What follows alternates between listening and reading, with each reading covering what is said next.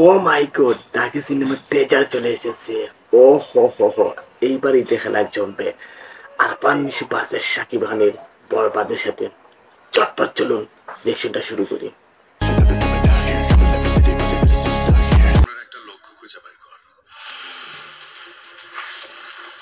মানে প্রথম শব্দটা শোনার পরে বোঝা যাচ্ছে এই গল্পের কাহিনীটা অত্যন্ত ভালো হবে।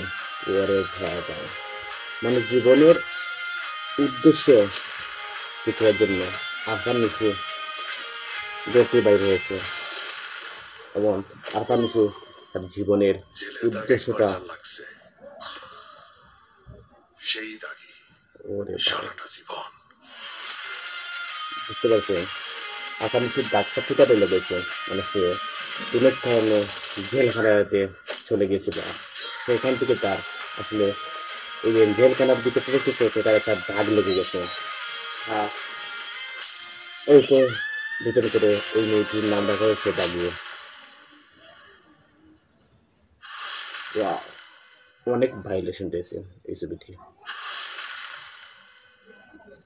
1 মিনিট 8 সেকেন্ডের এই টিজারটা আমার কাছে খুব ভালো লেগেছে। মানে এই মুভির গল্পটা অত্যন্ত ভালো। আর এই মুভিতে মানে আরফান নিশো যে অভিনয়টা করছেন মারাত্মক লেভেলের ভালো করছেন। মানে আগে আরফান নিশোর সুড়ঙ্গ থেকে এই মুভিতে আরও ভালো ভালো পারফরমেন্স আমরা দেখতে পেয়েছি।